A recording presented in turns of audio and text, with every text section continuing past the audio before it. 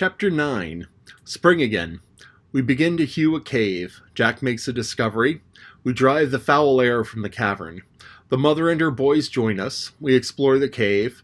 Fitted up as our winter quarters. The herring bank. We catch seals.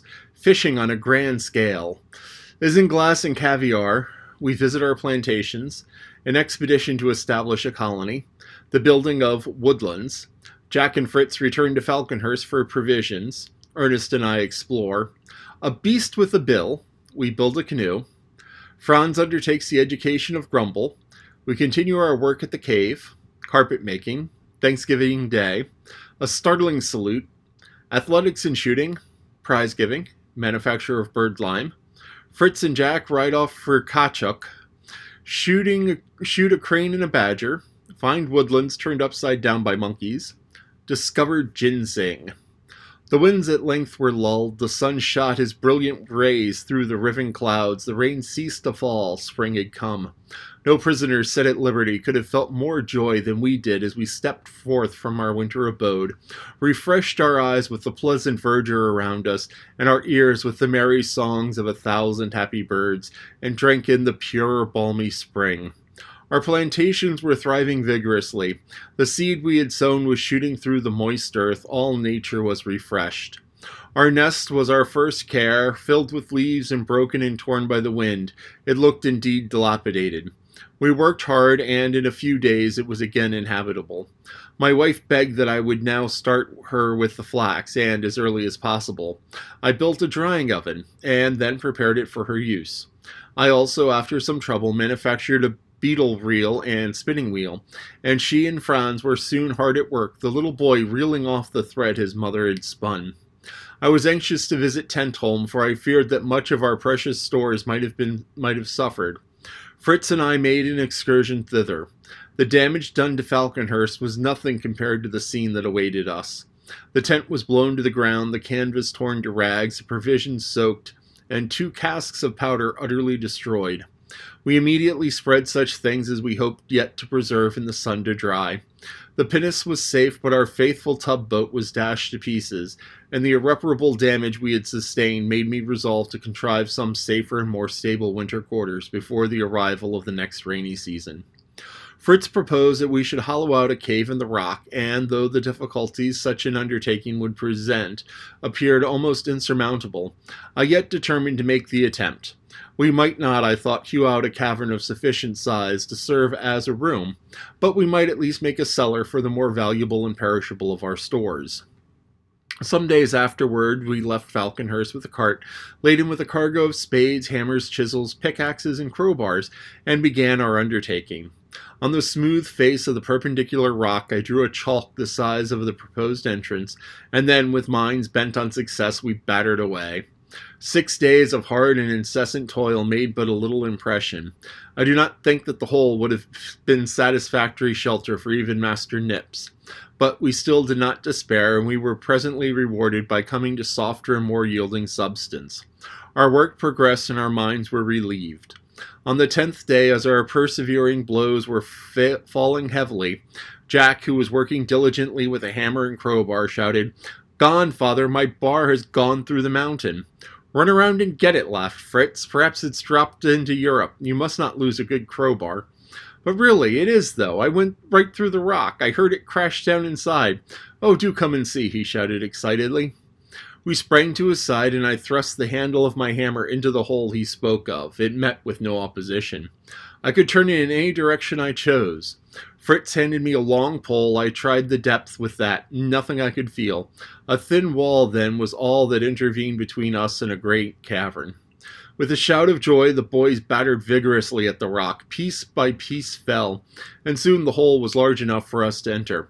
I stepped near the aperture and was about to make a further examination, when a sudden rush of poisonous air turned me giddy, and shouting to my sons to stand off, I leaned against the rock. When I came to myself, I explained to them the danger of approaching any cavern or other place where the air has for a long time been stagnant. Unless air is incessantly renewed, it becomes vitiated, I said, and fatal to those who breathe it. The safest way of restoring it to its original state is to subject it to the action of fire. A few handfuls of blazing hay thrown into this hole may, if the place is small, sufficiently purify the air within to allow us to enter without danger. We tried the experiment. The flame was extinguished the instant it entered. Though bundles of blazing grass were thrown in, no difference was made. I saw that we must apply some more efficacious remedy, and sent the boys with a chest of signal rockets we had brought from the wreck. We let fly some dozens of these fiery serpents, which went whizzing in and disappeared at apparently a vast distance from us. Some flew like radiant meteors around, lighted up the mighty circumference, and displayed, as by a magician's wand, a sparkling, glittering roof. They looked like avenging dragons driving a foul, malignant fiend out of a beauteous place. We waited for a little while after these experiments, and then I again threw in the lighted hay. It burned clearly, the air was purified. Fritz and I enlarged the opening while Jack, springing on his buffalo, thundered away to Falconhurst to bear the great and astonishing news to his mother.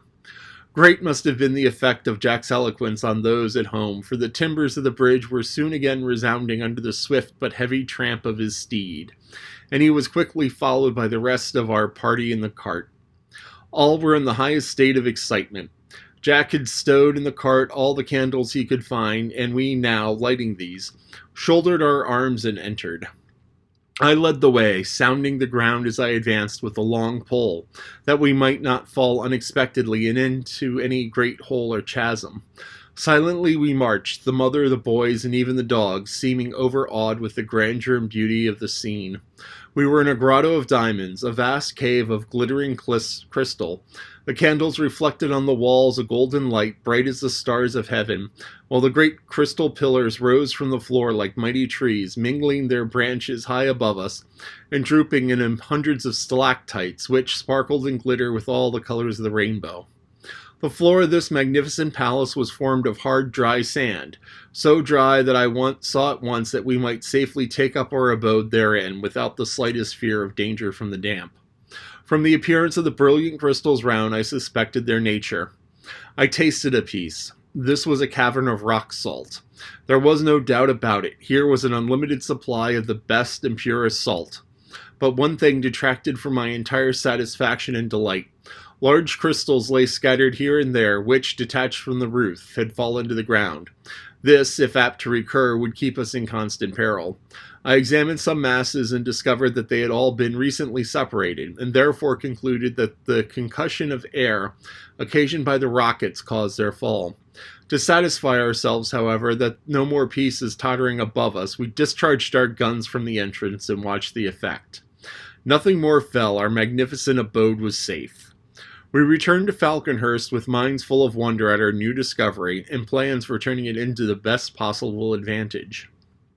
Nothing was now talked of but the new house, how it should be arranged and how it should be fitted up. The safety and comfort of Falconhurst, which had at first seemed so great, now dwindled away in our opinion to nothing. It should be kept up, we decided, merely as a summer residence, while our cave should be formed into a winter house, an impregnable castle. Our attention was now fully occupied with this new house. Light and air were to be admitted, so we hewed a row of windows in the rock, where we fitted the window cases we had brought from the officers' cabins. We brought the door, too, from Falconhurst, and fitted it in the aperture we had made. The opening in the trunk of the tree I determined to conceal with bark, as less to attract the notice of wild beasts or savages should they approach during our absence. The cave itself we divided into 4 parts. A front large compartment into which the door opened, subdivided into our sitting, eating, and sleeping apartments. The right-hand division containing our kitchen and workshop, the left our stables. Behind all of this, in the dark recesses of the cave, was our storehouse and powder magazine. Having already undergone one rainy season, we knew well its discomforts, and thought of many useful arrangements in the laying of our dwelling. We did not intend to be smoke-dried. We therefore contrived a properly built fireplace and chimney. Our stable arrangements, too, were better, and plenty of space was left in our workshop, that we should not be hampered in even the most extensive operations. Our frequent residence at Tentholm revealed to us several important advantages which we had not foreseen. Numbers of splendid turtles often came ashore to deposit their eggs in the sand, and their delicious flesh afforded us many a sumptuous meal. When more than one of these creatures appeared at a time, we used to cut off their retreat to the sea, and turning them on their backs, fasten them to a stake driven in close by the water's edge by a cord passed through a hole in their shell. We thus had fresh turtle continually within our reach, for the animals throve well thus secured, and appeared in as good condition after having been kept thus for several weeks, as others when freshly caught. Lobsters, crabs, and mussels also abounded on the shore, but this was not all. An additional surprise awaited us. As we were one morning approaching Tentholm, we were attracted by the most curious phenomenon. The waters out at sea appeared agitated by some unseen movement, and as they heaved and boiled, their surface, struck by the beams of the morning sun, seemed illuminated by flashes of fire. Over the water where this disturbance was taking place hovered hundreds of birds, screaming loudly, which ever and anon would dart downward, some plunging beneath the water, some skimming the surface. Then again they would rise and resume their harsh cries. The shining, sparkling mass then rolled onward and approached in a direct line our bay, followed by the feathered flock above. We hurried down to the shore to further examine this strange sight. I was convinced as we approached that it was a shoal or a bank of herrings. No sooner did I give utterance to my conjecture than I was assailed by a host of questions concerning this herring bank, what it was, and what occasioned it. A herring bank, I said, is composed of an immense number of herrings swimming together. I can scarcely express to you the huge size of this living bank, which extends over a great area many fathoms deep. It is followed by great numbers of ravenous fish, who devour quantities of the herrings, while above hover birds, as you have just seen, ready to pounce down on stragglers near the top. To escape these enemies, the shoal makes for the nearest shore, and seeks safety in the shallows, where large fish cannot follow. But here it meets with a third great enemy. It may escape from the fish and elude the vigilance of sharp-sighted birds, but from the ingenuity of man it can find no escape. In 1 year, millions of these fish are caught, and yet the roes of only a small number would be sufficient to supply as many fish again. Soon our fishery was in operation.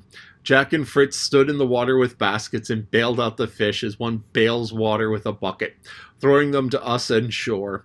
As quickly as possible we cleaned them and placed them in casks with salt. First a layer of salt, then a layer of herrings, and so on, until we had ready many casks of pickled fish. As the barrels were filled, we closed them carefully and rolled them away to the cool vaults at the back of the cave. Our good fortune, however, was not to end there.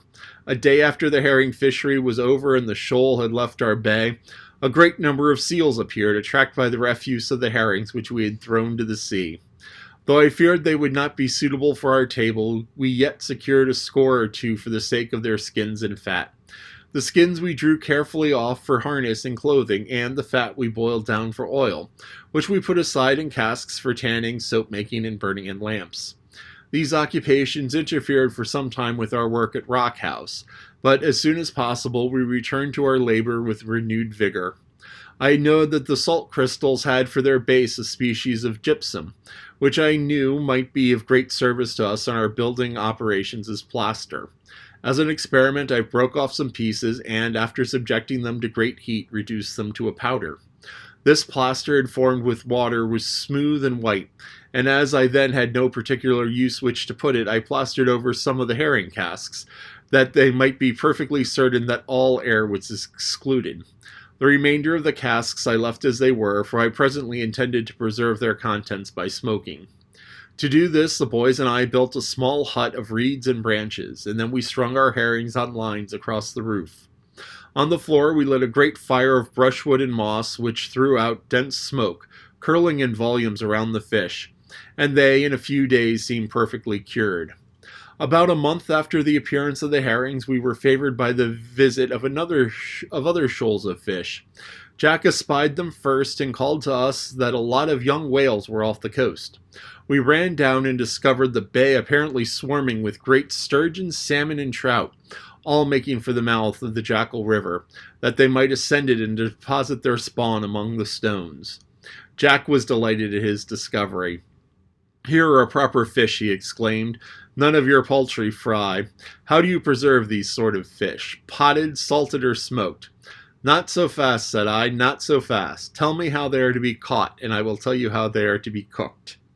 "Oh, I'll catch them fast enough," he replied, and darted off to Rock House. While I was still puzzling my brains as how I should set to work, he returned with his fishing apparatus in hand, a bow, an arrow, and a ball of twine. At the arrowhead he fastened a barbed spike and had secured the arrow to the end of the string. Armed with this weapon he advanced to the river's edge. His arrow flew from the bow and to my surprise struck one of the largest fish in the side. "Help, father, help!" he cried as the great fish darted off, carrying his arrow and all with it. "Help, or it will pull me into the water." I ran to his assistance, and together we struggled with the finny monster. He pulled tremendously and lashed the water around him, but we held the cord fast, and he had no chance to escape. Weaker and weaker grew his struggles, and at length, exhausted by his exertions and loss of blood, he allowed us to draw him to shore. He was a noble prize, and Fritz and Ernest, who came up just as we completed his capture, were envious of Jack's success. Not to be behindhand, they eagerly rushed off for weapons themselves. We were all soon in the water, Fritz with a harpoon, Ernest with a rod and line, and I myself armed like Neptune with an iron trident, or more properly speaking, perhaps a pitchfork. Soon the shore was strewn with a goodly number of the finest fish. Monster after monster we drew to land. At length Fritz, after harpooning a great sturgeon a full 8 feet long, could not get the fish ashore. We all went to his assistance, but our united efforts were unavailing.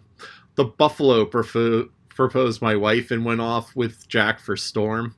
Storm was harnessed to the harpoon rope, and soon the monstrous fish lay panting on the sand. We at length, when we had captured as many of the fish as we could possibly utilize, set about cleaning and preparing their flesh. Some we salted, some we dried like herrings, some we treated like the tuni of the Mediterranean. We prepared them in oil. Of the roe of the sturgeon, I decided to form caviare, the great Russian dish. I removed from it all the membranes by which it surrounded, and washed it in vinegar, salted it, and pressed out all the moisture caused by the wet-absorbing properties of the salt. Packed in barrels, we stowed it away in our storehouse. I knew that of the sturgeon's bladder the best isinglass is made, so I carefully collected the air bladders from those we had killed. I washed them and hung them up to stiffen. The outer coat or membrane I then peeled off, cutting off the remainder into strips, technically called staples. These staples I placed in an iron pot over the fire, and when they had been reduced to a proper consistency, I strained off the glue through a clean cloth and spread it out on a slab of stone in thin layers, letting them remain until they were dry. The substance I thus obtained was beautifully transparent and promised to serve as an excellent substitute for glass in our window frames. Fortunately, in this beautiful climate, little or no attention was necessary to the kitchen garden. The seeds sprang up and nourished without apparently the slightest regard for time or the season of the year. Peas, beans, barley, wheat, and rye, and Indian corn seemed constantly ripe, while cucumbers, melons, and all sorts of other vegetables grew luxuriantly. The success of our garden at Tentholm encouraged me to hope that my experiment at Falconhurst had not failed, and one moment we started to visit the spot. As we passed by the field from which the potatoes had been dug, we found it covered with barley, wheat, rye, and peas in profusion. I turned to Mother in amazement. "Where is this fine crop sprung from?" said I. "From the earth," she replied laughingly, "where Franz and I sowed the seed I brought from the wreck. The ground was ready tilled by you and the boys. All we had to do was scatter the seed." I was delighted at the sight and augured well, I thought, for the success of my maize plantation. We hurried to the field. The crop had indeed grown well, and what was more, appeared to be duly appreciated. A tremendous flock of feathered thieves rose as we approached. Among them Fritz spied a few ruffled grouse, and, quick as thought, unhooded his eagle. He started off in a chase, then sprung on his onager and followed at a full gallop. His noble bird marked out the finest grouse, and, soaring high above it, stooped and bore his prey to the ground. Fritz was close at hand, springing through the bushes as he saved the bird from death, hooded the eagle's eyes, and returned triumphantly. Jack had not stood idle, for, slipping his pet fangs, he had started him among the quails who remained upon the field, and to my surprise the jackal secured some dozen of the birds, bringing them faithfully to his master's feet. We then turned our steps towards Falconhurst, where we were refreshed by a most delicious drink the mother prepared for us. The stems of young Indian corn, crushed, strained, and mixed with water and the juice of the sugar cane. We then made preparations for an excursion the following day, for I wished to establish a sort of semi-civilized farm at some distance from Falconhurst, where we might place some of our animals which had become too numerous with our limited means to supply them with food. In the large cart to which we harnessed the buffalo, cow, ass, we placed a dozen fowls, 4 young pigs, 2 couple of sheep, and as many goats, and a pair of hens and 1 cock grouse. Fritz led the way on his onager, and by a new track we forced a passage through the woods and tall grasses toward Cape Disappointment. The difficult march was at length over, and we emerged from the forest upon a large plain covered with curious little bushes. The branches of these little shrubs and the ground about them were covered with pure white flakes. "Snow, snow!" exclaimed Fritz. "Oh, mother, come down from the cart and play snowballs. This is jolly, much better than the ugly rain." I was not surprised at the boy's mistake, for indeed the flakes did look like snow, but before I could express my opinion, Fritz declared that the plant must be some kind of dwarf cotton tree. We approached nearer and found he was right. Soft, fine wool enclosed in pods, still hanging on the bushes or lying on the ground, abounded in every direction. We'd indeed discovered a valuable plant. The mother was charmed, and gathering a great deal in 3 capacious bags, we resumed our journey. Crossing the cotton field, we ascended in a pretty wooded hill. The view from the summit was glorious, the luxuriant grass at our feet stretching down the hillside, dotted here and there with the shady trees, among which gushed down a sparkling brook, while below lay the rich green forest with the sea beyond. What better situation could we hope to find our new farm? Pasture, water, shade, and shelter, all were here. We pitched our tent, built our fireplace, and leaving Mother to prepare our repast, Fritz and I selected a spot for the erection of our shed. We soon found a group of trees so situated that the trunks would serve as posts for our intended building. Thither we carried all our tools, and then, as the light of the day was far advanced, we enjoyed our supper, and lay down upon the most comfortable beds which Mother had prepared for us with the cotton. The group of trees we had selected was exactly suited to our purpose, for it formed a regular rectilinear figure, the greatest side of which faced the sea. I cut deep mortises into the trunks about 10 feet from the ground, and again 10 feet higher up to form a second story. In these mortises I inserted beams, thus forming a framework for my building, and then, making a roof of laths, overlaid it with bark which I stripped from neighboring tree, and fixed with acacia thorns, which would effectually shoot off any amount of rain. While clearing up the scraps of bark and other rubbish for fuel for our fire, I noticed a particular smell, and stooping down I picked up pieces of our bark, some of which, to my great surprise, I found was that of the terebinth tree, and the rest of that American fir.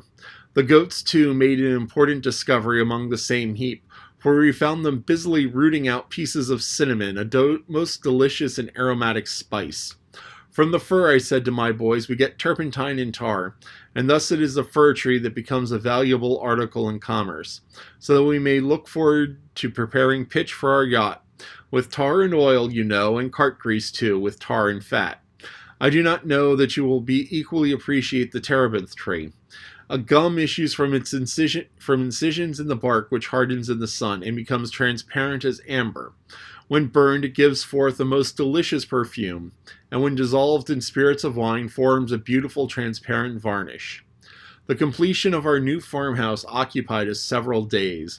We wove strong lianas and other creepers to form the walls to the height of about 6 feet. The rest, up to the roof, we formed merely of latticework of laths to admit both light and air. Within, we divided the house into 3 parts, one subdivided into stalls for the animals, a second fitted with perches for the birds, and a third simply furnished with a rough table and benches to serve as a sleeping apartment for ourselves, when we should find it necessary to pay the place a visit. In a short time the dwelling was most comfortably arranged, and as we daily filled the feeding troughs with the foods the animals liked best, they showed no inclination to desert the spot we had chosen for them.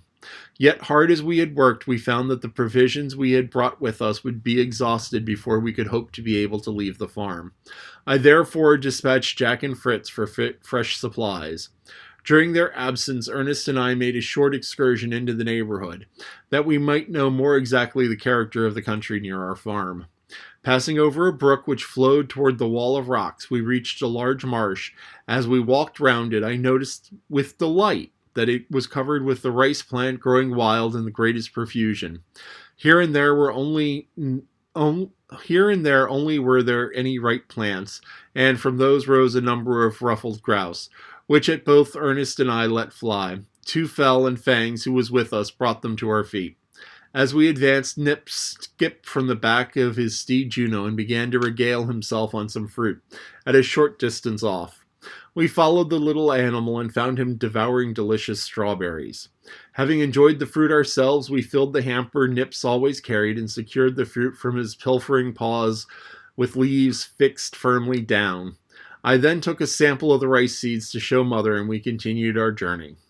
Presently we reached the borders of the pretty lake which we had seen beyond the swamp. The nearer aspect of its calm blue waters had greatly charmed us, and still more so the sight of numbers of black swans, disporting themselves on the glassy surface, in which their stately forms and graceful movements were reflected as in a mirror. It was delightful to watch these splendid birds, old and young, swimming together in peaceful enjoyment of life, seeking their food and pursuing one another playfully in the water. I could not think of breaking upon their happy, beautiful existence by firing among them, but our dog Juno was by no means so considerate. For all at once I heard a plunge and saw her drag out of the water a most peculiar-looking creature, something like a small otter, but with not above 22 inches in length, which she would have torn to pieces had we not hurried up and taken it from her. This curious little animal was a soft, dark brown color, the fur being of a lighter shade under the body. Its feet were furnished with large claws and also completely webbed. The head small, but with deeply set eyes and terminating in a broad, flat bill like that of a duck. This singularity seemed to us so droll that we both laughed heartily, feeling at the same time much puzzled to know what sort of animal it could possibly be. For want of a better, we gave it the name of Beast with a Bill, and Ernest willingly undertook to carry it, that it might be stuffed and kept as a curiosity. After this we returned to the farm, thinking our messengers might soon arrive, and sure enough, in about a quarter of an hour, Fritz and Jack made their appearance at a brisk trot, and gave a circumstantial account of their mission. I was pleased to see that they had fulfilled their orders intelligently, carrying out my intentions in the spirit and not blindly the letter. Next morning we quitted the farm, which we named Woodlands, after providing amply for the wants of our animals, sheep, goats, and poultry, which we left there. Shortly afterward, on entering the wood, we found it tenanted by an enormous number of apes, who instantly assailed us, with showers of fir cones, uttering hideous and angry cries, effectually checking our progress, until we put them to flight by a couple of shots, which was not a little astonished their weak minds. Fritz picked up some of their missiles, and showing them to me, I recognized the cone as the stone pine. By all means, gather some of these cones, boys. You will find the kernel has a pleasant taste like almonds, and from it we can, by pressing, obtain an excellent oil. Therefore, I should like to carry some home with us. The hill, which seemed to promise a good view from its summit, next attracted my notice, and on climbing it, we were more than repaid for the exertion by the extensive and beautiful prospect which laid before our eyes. The situation altogether was so agreeable that here also I resolved to make a settlement, to be visited occasionally, and after resting a while and talking the matter over, we set to work to build a cottage such as we had lately finished at Woodlands. Our experience there enabled us to proceed quickly with the work, and in a few days the rustic abode was completed, and received by Ernest's choice the grand name of Prospect Hill. My chief object in undertaking this expedition had been to discover some tree from whose bark I could hope to make a useful light boat or canoe.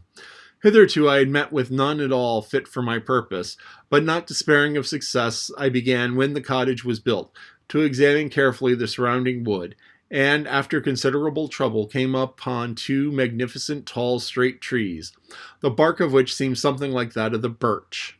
Selecting one whose trunk was, to a great height, free from branches, we attached to one of the lower of the boughs a rope ladder which we had with us, and Fritz, ascending, cut the bark through in a circle.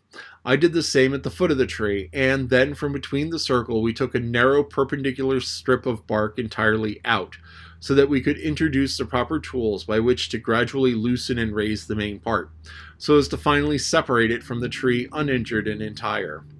This we found possible because the bark was moist and flexible. Great care and exertion was necessary, as the bark became detached to support it, until the whole was ready to be let gently down upon the grass. This seemed a great achievement, but our work was by no means ended. We could not venture to desist until, while the material was soft and pliable, we had formed it into the shape we desired for a canoe. In order to do this, I cut a long triangular piece out of each end of the roll, and, placing the sloping parts over one another, I drew the ends to a pointed form and secured them with pegs and glue. This successful proceeding had, however, widened the boat, made it too flat in the middle, so that it was necessary to put ropes round it and tighten them until the proper shape was restored, before we could allow it to dry in the sun. This being all I could do without greater variety of tools, I determined to complete my work in a more convenient situation, and forthwith dispatched Fritz and Jack with orders to bring the sledge, which now ran on wheels taken from gun carriages, and that the canoe might be transported directly to the vicinity of the harbor at Tentholm. During their absence, I fortunately found some wood naturally curved, just suited for the ribs to support and strengthen the sides of the boat. When the two lads returned with the sledge, it was time to rest for the night, but with early dawn we were again busy at work. The sledge was loaded with the new boat and everything else we could pack into it, and we returned our steps homeward, finding the greatest difficulty, however, in getting our vehicle through the woods. We crossed the bamboo swamp, where I cut a fine mast for my boat, and came at length to a small opening or defile in the ridge of rocks, where a little torrent rushed from its source down into larger streams beyond. Here we determined to make a halt in order to erect a great earth wall across the narrow gorge, which, being thickly planted with prickly pear, Indian fig, and every thorny bush we could find, would in time form an effectual barrier against the intrusion of wild beasts, the cliff being, to the best of our belief, in every other part inaccessible. For our own convenience, we retained a small winding path through this barrier, concealing and defending it with piles of branches and thorns, and also contrived a light drawbridge over the stream, so that we might render the pass altogether a very strong position, should we ever have to act in the defensive. This work occupied 2 days, and continuing on our way, we were glad to rest at Falconhurst before arriving, quite tired and worn out, at Tentholm. It took some time to recruit our strength after this long and fatiguing expedition, and then we vigorously resumed the task of finishing the canoe. The arrangements, I flatter myself, were carried out in a manner quite worthy of a master shipbuilder. Mast, sails, and paddles were fitted, but my final touch, although I prized it highly and considered it a grand and original idea, would no doubt have excited only ridicule and contempt had it been seen by a naval man. My contrivance was this. I had a couple of large airtight bags made of the skins of the dogfish, well tarred, pitched, inflated, and made fast on each side of the boat, just above the level of the water. These floats, however, much as she might have loaded, would effectually prevent either sinking or capsizing of my craft. I may as well relate in this place what I omitted at the time of the occurrence. During the rainy season, our cow presented us with a bull calf, and that there might never be any difficulty in managing him, I, at a very early age, pierced his nose and placed a short stick in it, to be exchanged for a ring when he was old enough. The question now became to be who should be his master, and to what should we train him. Why not teach him, said Fritz, to fight wild animals and defend us, like the fighting bulls of the Hottentots? That would be really useful. I'm sure I should much prefer a gentle bull to a fighting one, exclaimed his mother. But do you mean to say tame oxen can be taught to act rationally on the defensive? I can but repeat what I have heard or read, replied I, as regards the race of Hottentots who inhabit the south of Africa among all sorts of wild and ferocious animals. The wealth of these people occasionally consists solely in their flocks and herds, and for their protection, they train their bulls to act as guards. These courageous animals keep the rest from straying away, and when danger threatens, they give instant notice of it. Drive the herd together in a mass, the calves and young cows being placed in the center. Around them, the bulls and strong oxen make a formidable circle with their horned heads, turned to the front, offering determined resistance to the fiercest foe. These fighting bulls will sometimes even rush with dreadful bellowing to meet the enemy, and should it be a mighty lion or other strong and daring monster, sacrifice their own lives in defense of the herd. It is said that formerly, when Hottentot tribes made war on one another, it was not unusual to place a troop of these stout-hearted warriors in the van of the little army, when their heroism to the decisive victory on one side or the other. But, continued I, although I can see that you are delighted with my description of these fine warlike animals, I think we'd better train this youngster to be a peaceable bull. Who's to have charge of him? Ernest thought that it would be more amusing to train his monkey than a calf. Jack, with a buffalo and his hunting jackal, had quite enough on his hands. Fritz was content with his onager. Their mother voted mistress of the old gray donkey, and I myself being superintendent of chief of the whole establishment of animals, there remained only little Franz, whose special care the calf could be committed. What say you, my boy? Will you undertake to look after this little fellow? Oh, yes, father, he replied. Once you told me about a strong man, I think his name was Milo, and he had a tiny calf, and he used to carry it about everywhere. It grew bigger and bigger, but still he carried it often, till at last he grew so strong that it was quite a big ox. He could lift it as easily as ever. And so you see, if I take care of our wee calf and teach it to do what I like, perhaps when it grows big, I shall still be able to manage it. And then, oh, Papa, do you think I might ride upon it? I smiled at the child's simplicity and his funny application of the story of Milo of Cortona. The calf shall be yours, my boy. Make him as tame as you can, and we will see about letting you mount him some day. But remember, he will be a great big bull long before you're nearly a man. Now, what will you call him? Shall I call him Grumble, father, hearing what a low muttering noise he makes? Grumble will do famously. Grumble, grumble, oh, it beats your buffalo's name, hollow Jack. Not a bit, said he. Why, you can't compare the two names. Fancying mother saying, here comes Franz on Grumble, but here comes Jack riding on the storm. Oh, it sounds sublime. We named the two puppies Bruno and Fawn, and so ended this important domestic business. For 2 months, we worked steadily at our salt cave in order to complete the necessary arrangement of partition walls, so as to put the rooms and stalls for the animals in comfortable order for the next rainy season, during which time, when other work would be at a standstill, we could carry on many minor details for the improvement of the abode. We leveled the floors first with clay, then spread gravel mixed with melted gypsum over that, producing a smooth, hard surface, which did very well for most of the apartments, but I was ambitious of having 1 or 2 carpets, and set about making a kind of felt in the following way. I spread out a large piece of sailcloth and covered it equally over with a strong liquid made of glue and isinglass, which saturated it thoroughly. On it we then laid wool and hair from the sheep and goats, which had been carefully cleaned and prepared, and rolled it and beat it until it adhered tolerably smooth to the cloth. Finally it became, when perfectly dry, a covering for the floor of our sitting room, and by no means to be despised. One morning, just after these labors at the salt cave were completed, and happening to wake unusually early, I turned my thoughts, as I lay waiting for sunrise, to considering what length of time we had now passed on this coast, and discovered to my surprise that the very next day would be the anniversary of our escape from the wreck. My heart swelled with gratitude to the gracious God who had then granted us deliverance, and ever since had loaded us with benefits, and I resolved to set tomorrow apart as a day of thanksgiving and joyful celebration of the occasion. My mind was full of indefinite plans when I rose, and the day's work began as usual. I took care that everything should be cleaned, cleared, and set in order both outside and inside our dwelling, none, however, suspecting that there were any particular object in view. Other more private preparations I also made for the next day. At supper I made the coming event known to the assembled family. Good people, do you know that tomorrow is a very great and important day? We shall have we shall have to keep it in honor of our merciful escape to this land and call it Thanksgiving Day. Everyone was surprised to hear that we had already been 12 months in the country.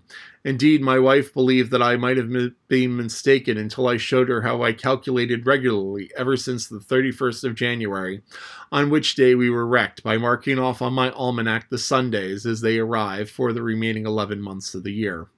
Since then, I added, I have counted 31 days. This is the 1st of February. We landed on the 2nd. Therefore, tomorrow is the anniversary of the day of our escape. As my bookseller has not sent me an almanac for the present year, we must henceforth reckon in for ourselves. Oh, that will be good fun for us, said Ernest. We must have a long stick like Robinson Crusoe, and cut a notch in it every day and count them up every now and then to see how the weeks and months and years go by. That is all very well if you know for certain the number of days in each month and in the year. What say you, Ernest? The year contains 365 days, 5 hours, 48 minutes, and 45 seconds, returned he promptly. Perfectly correct, said I, smiling. But you would not get in a mess with two of those spare hours, minutes, and seconds in a year or two, wouldn't you? Not at all. Every 4 years I would add them together, make a day, stick it on to February, and call that year a leap year. Well done, Professor Ernest. We must elect you an astronomer royal in this our kingdom, and let you superintend and regulate everything connected with the lapse of time, clocks and watches included.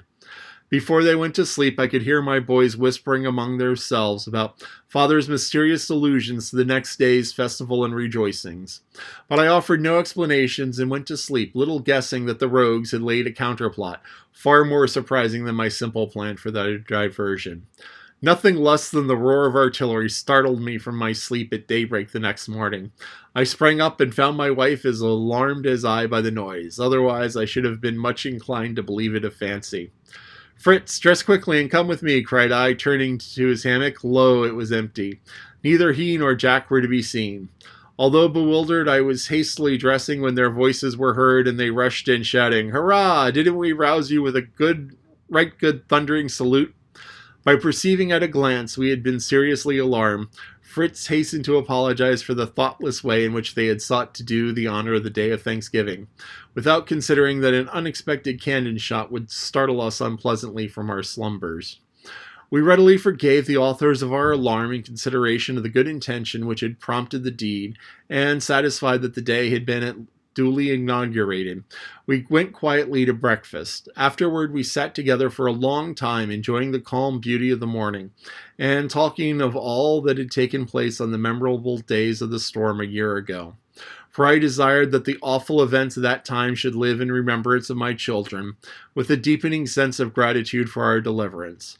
Therefore, I read aloud passages from my journal, as well as many beautiful verses from the Psalms, expresses of joyful praise and thanksgiving, so that even the youngest among us was impressed and solemnized by the recollection of the escape from a terrible death, and also led to bless and praise the name of the Lord our deliverer.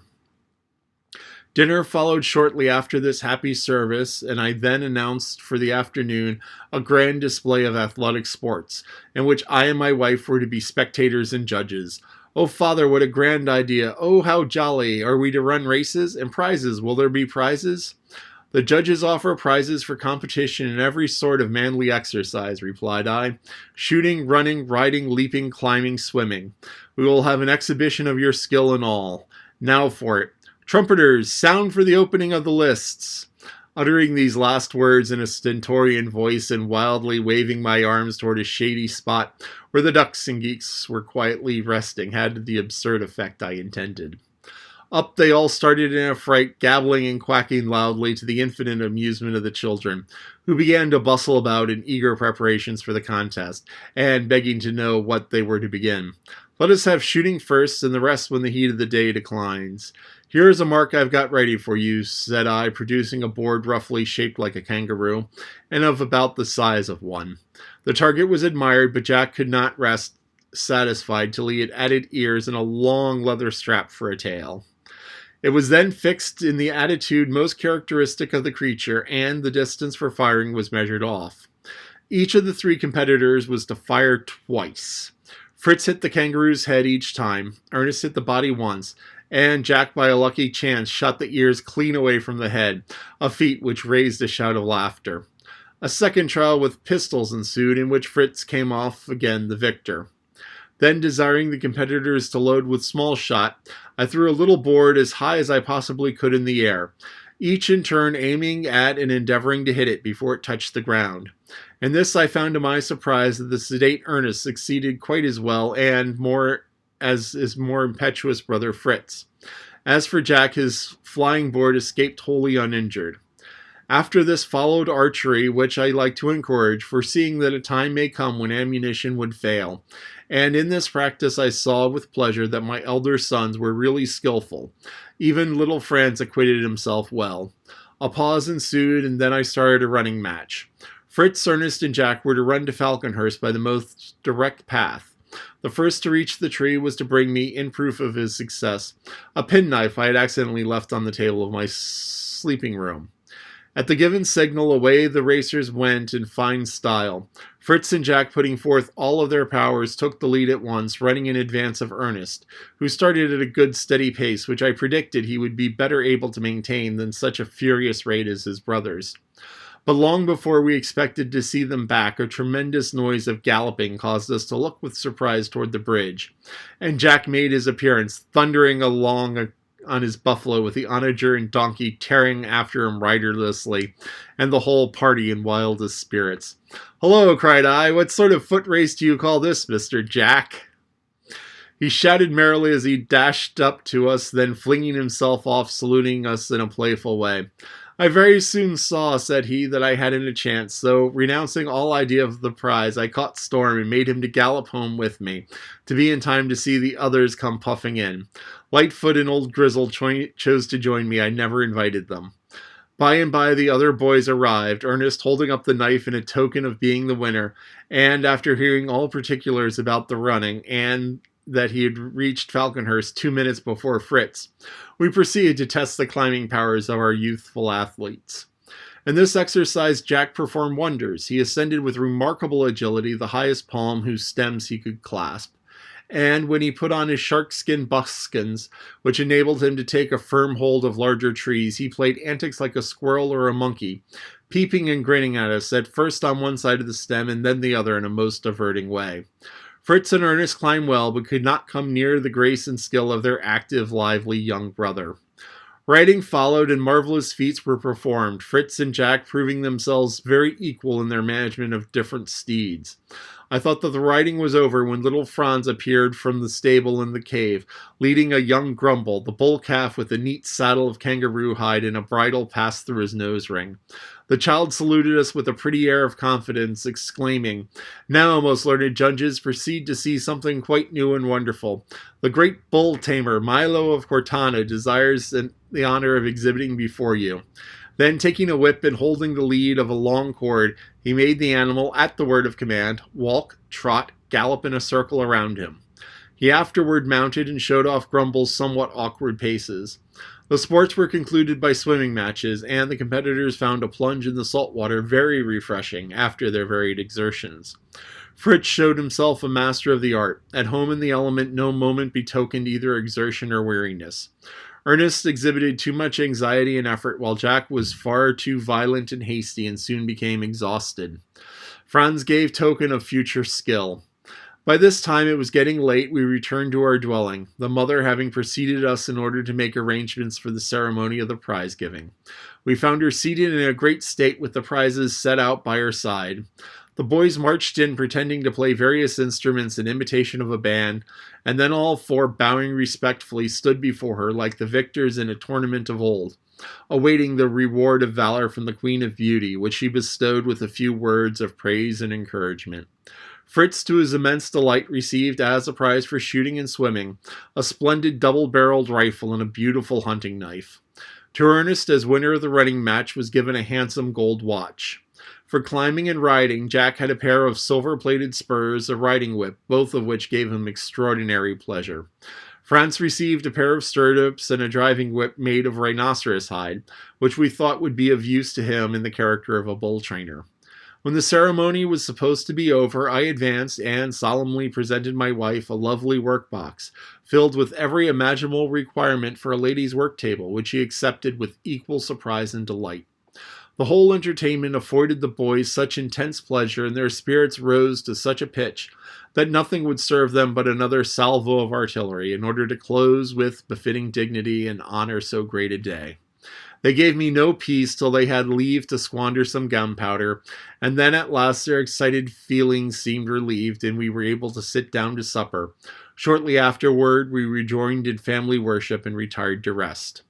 Soon after the great festival of our grand Thanksgiving Day, I recollected that it was now time when, the figs at Falconhurst being ripe, immense flocks of ortolans and wild pigeons were being attracted thither, and as we had found these preserved last year the greatest use among our stores of wintered provisions, I would not miss the opportunity of renewing our stock, and therefore, laying aside the building work, we removed with all speed to our home in the tree, where sure enough we found the first detachment of the birds already busy with fruit. In order to spare ammunition, I resolved to concoct a sort of birdlime, of which I had read in some account of the Palm Islanders, who make it out of fresh caoutchouc mixed with oil, and of so good a quality that it has been known to catch even peacocks and turkeys. Fritz and Jack were therefore dispatched to collect some fresh caoutchouc from the trees, and as this involved a good gallop on Storm and Lightfoot, they took nothing loth set off. They took a supply of calabashes in which to bring the gum, and we found it in high time to manufacture a fresh stock of the useful vessels. I was beginning to propose an exhibition to the gourd tree wood, regretting the time it would take to go such a distance, when my wife reminded me of her plantation near the potato field. There, to our joy, we found that all of the plants were flourishing, and the crops of gourds and pumpkins, in all stage of ripenesses, covered the ground. Selecting a great number suited to our purpose, we hastened home and began the manufacture of basins, dishes, plates, flasks, and spoons of all sorts and sizes, with even greater success than before. When the riders returned with the caoutchouc, they brought several novelties beside. A crane, for example, shot by Fritz, and an animal which they called a marmot, but which seemed to me more like a badger. Aniseed, turpentine, and wax berries for candles they also collected, and a curious root which they introduced by the name of the monkey plant. And pray wherefore monkey plant, may I ask? Well, for this reason, Father. We came upon an open space in the forest near Woodlands, and perceived a troop of monkeys apparently engaged, as Jack said, in cultivating the soil. Being curious to make out what they were at, we tied up the dogs as well as Storm and Lightfoot, and crept near enough to see that the apes were most industriously grubbing up and eating roots. This they did in a way that nearly choked us with laughter, for the root was rather hard to pull up, and the leaves were torn off. They seized it firmly in their teeth, and flung themselves fairly heels over head, in the most ludicrous fashion you ever saw, and came up with the root unable to resist the leverage. Of course, we wanted to see what this dainty morsel was like, so we loosed the dogs, and the apes cleared out double quick, leaving plenty of the roots about. We tasted them and thought them very nice. Would you like to try one? The plant was quite new to me, but I imagine it might be what is called in China ginseng, and therefore prized and valued beyond everything. The children being curious to hear about this ginseng, I continued. In China, it is considered so strengthening and wholesome that it is used as a sort of universal medicine, being supposed to prolong human life. The emperor alone has the right to permit it to be gathered, and guards are placed round land where it grows. Ginseng is thought to be found in Tartary and has been lately discovered in Canada. It is cultivated in Pennsylvania because the Americans introduced it secretly into China as smuggled merchandise. Fritz then continued. After this we went on to the Woodlands, but mercy on us, what a confusion the place was. Everything smashed or torn and covered with mud or dirt. The fowls terrified, the sheep and goats scattered, the contents of the rooms dashed about as if a whirlwind had swept through the house. What, I exclaimed while my wife looked horrified at the news, conjuring up in her imagination hordes of savages who would soon come and lay waste to Falconhurst and Tentholm as well as Woodlands. How can this have happened? Did you discover the authors of this mischief? Oh, said Jack, it was easy to see those dreadful monkeys had done it all. First, they must have gone into the yards and sheds and hunted the fowls and creatures about. And then I dare say the cunning rascals put a little monkey in some of the small opening and bid him unfasten the shutters. You know what nimble fingers they have. Then, of course, the whole posse of them swarmed into our nice tidy cottage and skylarked with every single thing they could lay paws on, till perhaps they got hungry all at once and bethought of them of the ginseng, as you call it, out in the woods yonder, where we found them so busily refreshing themselves, the mischievous villains. While we were gazing at all of this ruin in a sort of bewilderment, pursued Fritz, we heard the sound of rushing wings and string-ringing cries as multitudes of birds passing high above us. And looking up, we perceived them flying quickly in a wedge-shaped flock at a great height in the air. They began gradually to descend, taking the direction of the lake, separating into small detachments, which followed in long straight line and at a slower rate the movements of the leaders, who appeared to be examining the neighborhood. We could now see what large bursts they must be, but did not dare show ourselves or follow them, lest they should take alarm. Presently, and with one accord, they quickened their motion, just as if the band had begun to play a quick march after a slow one, and rapidly descended to earth in a variety of lively ways, and near enough for us to see they must be cranes. Some alighted at once, while others hovered sportingly over them. Many darted to the ground, and, just touching it, would soar again upward with a strong but somewhat heavy flight. After gambling in this way for a time, the whole multitude, as though at the word of command, alighted on the rice fields and began to feast on the fresh grain. We thought now was our time to get a shot at the cranes, and cautiously approached. But they were too cunning to let themselves be surprised, and we came unexpectedly upon their outposts or sentinels, who instantly sprang into the air, uttering loud trumpet-like cries, upon which the whole flock arose and followed with them with a sudden squall like a wind. We were soon startled, and it was useless to attempt a shot. But unwilling to miss the chance of securing at least one of the birds, I hastily unhooded my eagle and threw him into the air. With a piercing cry, he soared away high above them, then shot downward like an arrow, causing wild confusion among the cranes. The one which the eagle attacked sought to defend itself. A struggle followed, and they came together to the ground not far from where we stood. Hastening forward, to my grief, I found the beautiful crane already dead. The eagle, luckily unhurt, was rewarded with a small pigeon from my game bag. After this, we went back to Woodlands, got some turpentine and a bag of rice, and set off for home. Fritz's interesting story being ended and supper ready, we made a trial of the new roots and found them very palatable, either boiled or stewed. The monkey plant, however, if it really proved to be the ginseng of the Chinese, would require to be used with caution, being of an aromatic and healing nature. We resolved to transplant a supply of both roots to our kitchen garden.